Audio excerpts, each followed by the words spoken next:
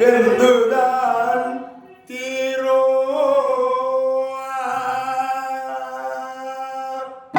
என்னை அறிந்தாய் எல்லாம் உயிரோ எனதென்றும் அறிந்து கொண்டாய் கண்ணல் மனவே கல்மனதன்றோ தீபம் நழுவவிட்டாய் காண்டீபம் நழுவவிட்டாய் மன்னரும் நானே மக்களும் நானே மரம் செறி கொடியும் நானே சொல்லவள் கண்ணு சொல்பவள் கண்ணல் துணிந்து தர்மம் வாழ புண்ணியம் இதுவென்று உலகம் சொன்னான் அந்த புண்ணியம் கண்ணனுக்கே போற்றுவார் போற்றலும் தூற்றுவார் தூற்றலோ போகட்டும் கண்ணனுக்கே கண்ணனே காட்டினான்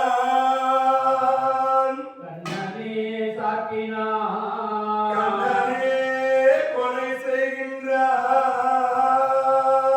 காண்டீபம் எழுக நின் கை வந்தோ எழுக மெல்லாம் சிவக்க இக்கலமெல்லாம் சிவக்க வாழ்க பரித்ராணாய சாதுனா விநாசாய சதுஷ்கிருதா தர்மசாஸ்தாய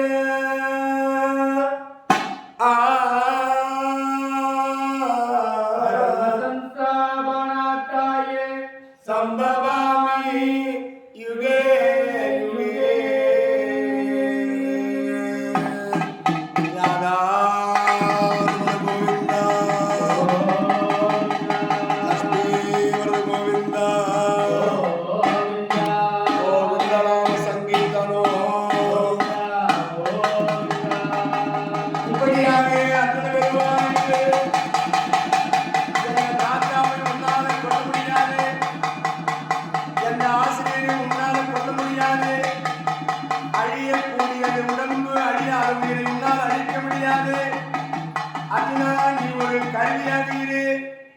உனக்கும் எனக்கும் 3 யுகமாக 3 பந்தம் உண்டு.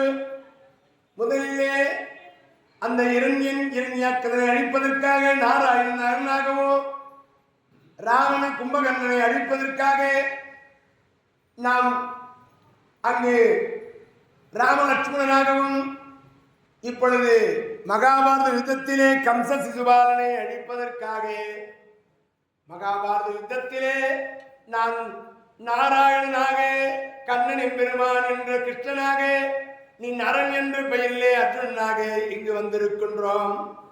நீ ஒரு கருவியாக இரு என்று கீதை உபதேசம் செய்கின்றார். அர்ஜுன பெருமானுக்கு விஸ்வரூப தரிசனம் காண்பித்தார்.